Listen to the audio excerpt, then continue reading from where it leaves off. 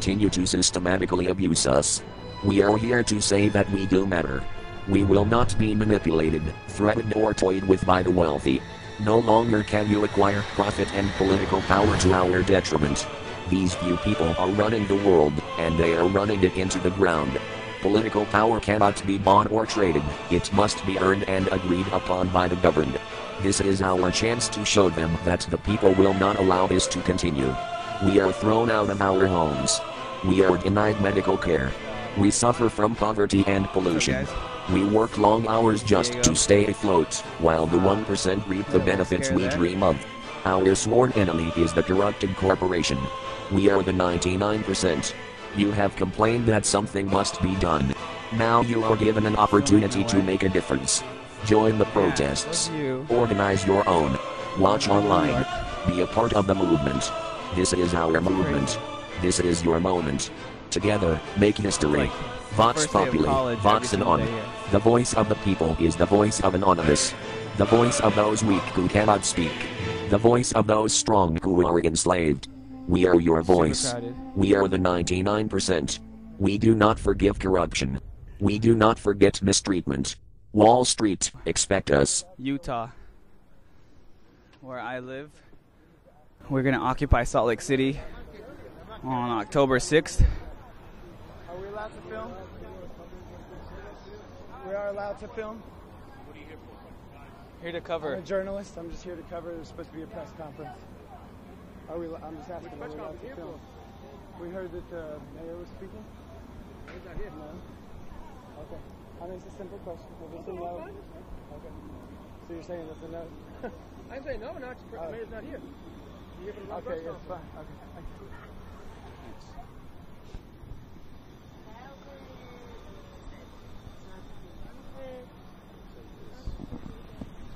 How do I do this? Cell phone, keys, anything electronic Okay, I device. gotta put my cell phone through the machine. Hold on. Let me put this through there, right? No, that's supposed to number. Okay. Here, put this right here. Yeah, hold on.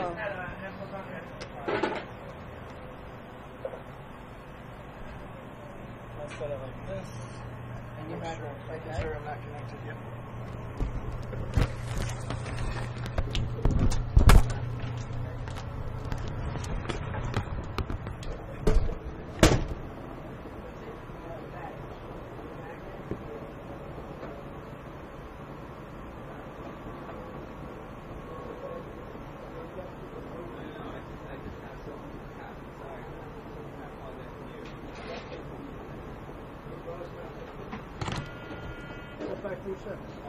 Anything in your pant leg pockets?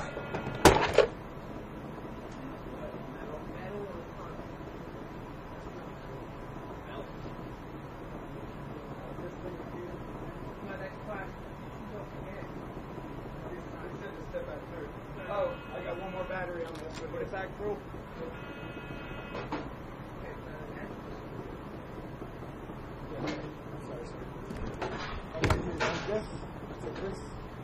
We have all the batteries coming out. Alright, we're still live. We still got it.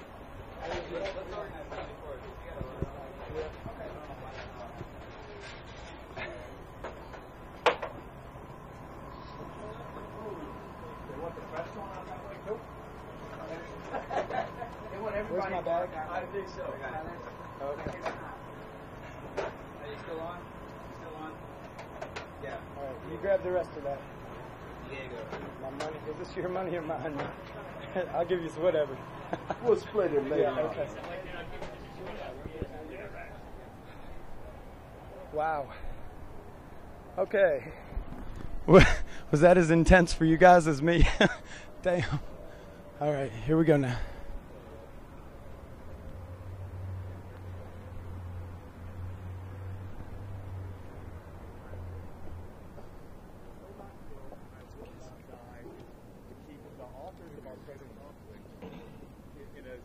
Where they can continue their hedonism for the rest of human history. There's no point on arguing whether what we're doing now makes a difference or whether what people at home who are ignoring the situation make a difference. It's going to be what kind of difference we make. This is too big to ignore. Thanks. I just want to say also briefly that the police tactics of trying to keep people as uncomfortable as possible down there, especially in the rain, almost caused a man to die of hypothermia the other night, who had been covered and was ordered to take the cover down. He was shaking uncontrollably. We put him in the back of one of the trucks down there, took his clothes off, covered him up with blankets. The next day I ran into him and he said, I really believe I was going into shock, that I'm really glad you people intervened because I was ready to pass out there. So the tactics of not allowing people to cover themselves up down there are putting lives at risk. And if that's what they want to do, they're going to be responsible in case somebody freezes to death down there. Our next speaker is Alexander Penley. He's been down there for a long time, almost since the beginning. He's a New York City attorney. Hi, my name is Alexander Penley. I'm an international lawyer with Penley Global Law. People have to understand what the police have been doing in response to what's going on down there. Basically, the first days I was there, I've been a liaison with the police, where I was speaking to the police of what do you want, what can we do to de-escalate any possibility of violence happening here. And in general, they've been fairly reasonable. Until two Saturdays ago, I was on the march to Union Square, and basically police started doing something I didn't even understand, why they decided to go crazy. And at the end of the day, there's been a lot of violence against protesters, none of whom have been breaking the law. People who have been doing their best to protest within their rights, completely within their rights, even to the point of bending over backwards. As an attorney, I saw false arrests. However, I wanted to keep the police from beating people up. So I had to tell the protesters, hey, yes, we can deal with this later via lawsuits, because we don't want any violence here. We want it completely peaceful. And all of the protesters have been wonderful to that. If you saw any of the videos, even after Baloney basically spread pepper spray into the air before he decided to spray directly into a woman's face for no reason. Still, even with that, there was no physical response. People even had a right to physically respond, yet they did not. Everybody has been doing everything they can to be completely within the law, outside of a group of hoodlums in blue and white shirts called the NYPD. And as an international lawyer, sometimes I wonder why I am even a lawyer when we cannot get the police who make the law. The law is in their favor, and they refuse to even follow that. With that said, I have to say that many of the blue shirts at the park have been very reasonable, extremely reasonable. Can't blame all of them. But on these marches, they have been able to say no more. And my understanding is actually 100 of them have said no more. And so we will not come to fight off people within their democratic rights. And they have not come to work, which I applaud them for. And I hope that the police union stands up and says, we are the 99% too. As a lawyer, I'm not rich. I'm not from a rich family. I might be a lawyer, but I fought with a single mother. I grew up in New York City back when that was possible. I have a doctorate and a master's in law. I'm a lawyer in 3 countries. There's the way these things happen, but they're not able to happen anymore because the 99% has hijacked our democracy, has made it completely for corporate interests, and we have no rights, very few. Legally, yes, we do. However, when $4.6 million was paid directly to the New York City Police Department from J.P. Morgan in these times, we understand why they're paying them. They're saying, defend us because we are Wall Street. It should be illegal for any company, private company, to give any money directly to the police department. $4.6 million? Why? So they have a right to hijack our democracy? Hey guys, it doesn't even need to be under the table anymore because that is above the table. And that must stop, and our democracy needs to come back home, not only in the U.S., around the world. Tonight, I will be speaking to people in Holland because Occupy Amsterdam is beginning. Occupy all over the world is happening because we are sick and tired. And we have a right as people to not be the 99% when the corporate trucks roll over and we simply die. It is time to stand up and say, this is our world democracy, and we won't have this anymore. Alexander Penley, Penley Global Law. Thank you. Our message to Mayor Bloomberg about all of this is you have an American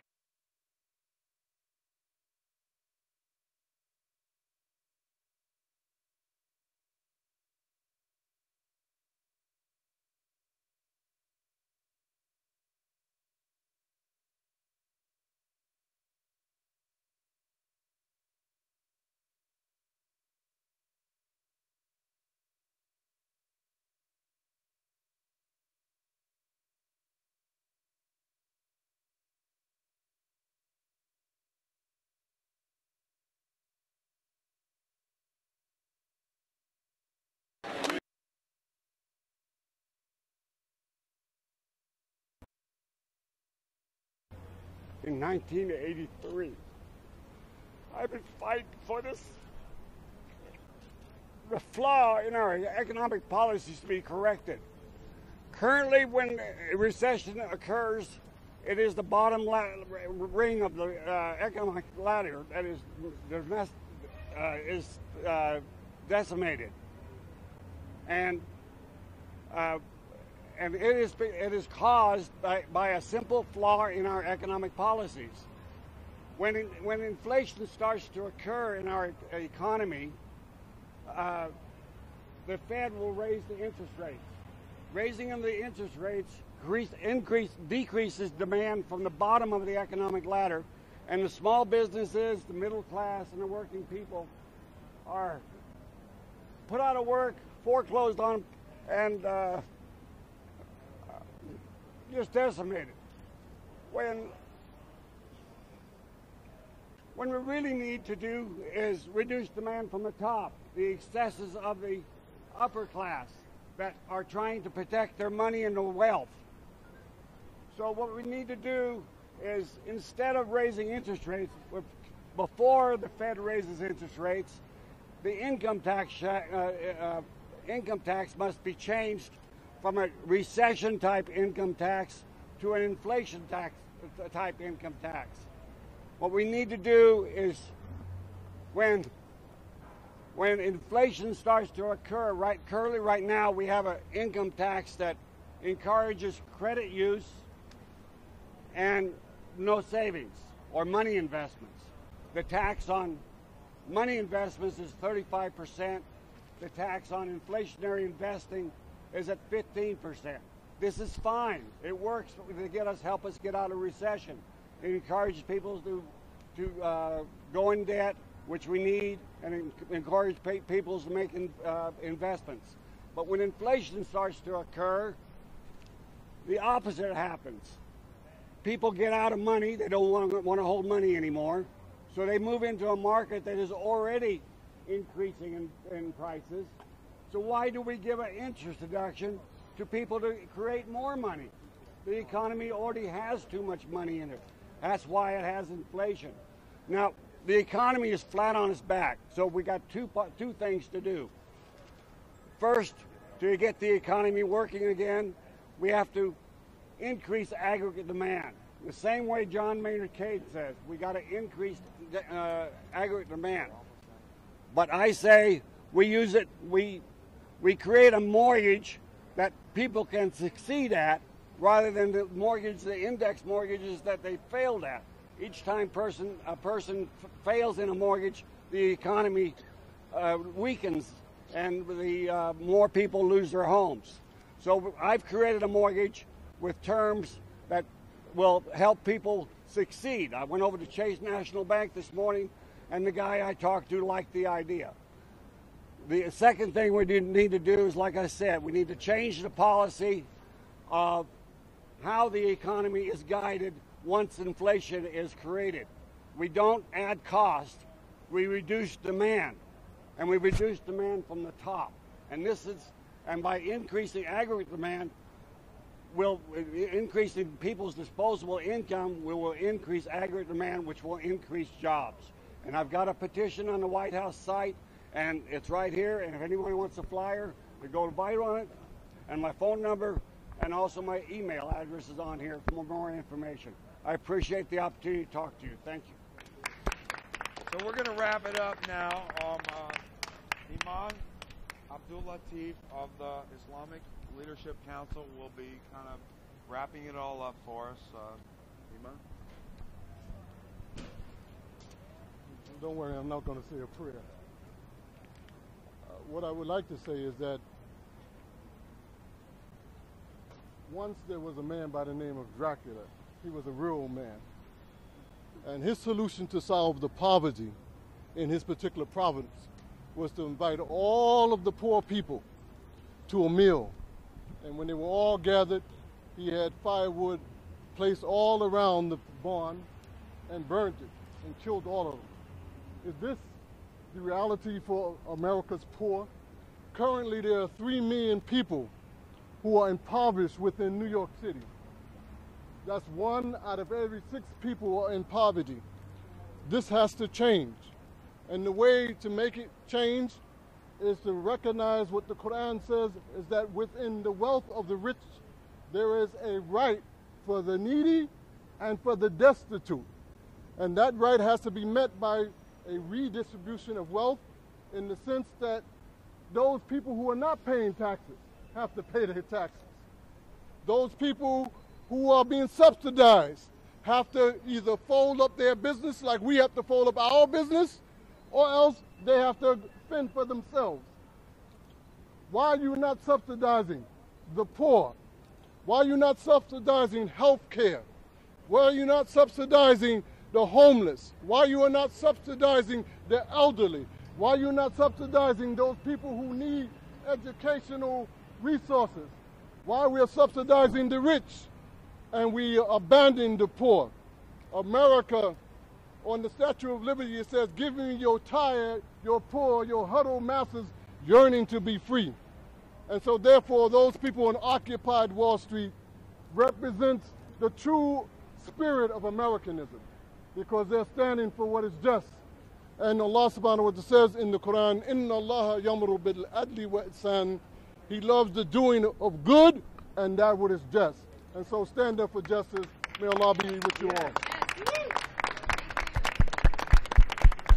Well, they haven't run us off the steps now, so if there are any people here that were, excuse me, but we're going to get some other people. Anybody here that was arrested that wants to speak out about that or anything else that hasn't spoken yet, feel free to come on up and speak. Is there anybody else? All right, I guess we're back to Occupy Wall Street. We're not going away, folks. Anybody want Thank you. new mortgage? Okay. All right, so there you go. All right, we're headed back to Occupy.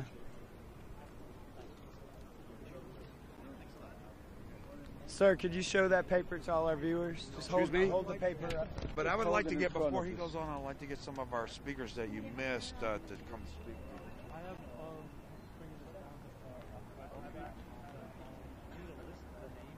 Thank you.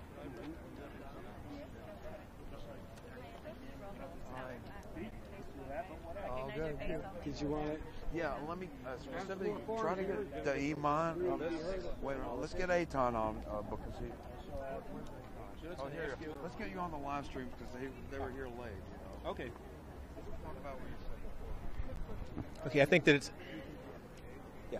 think that it's important for everyone who's going to be involved in this recognize that the weather is changing, and we're going to have to take some measures to deal with that.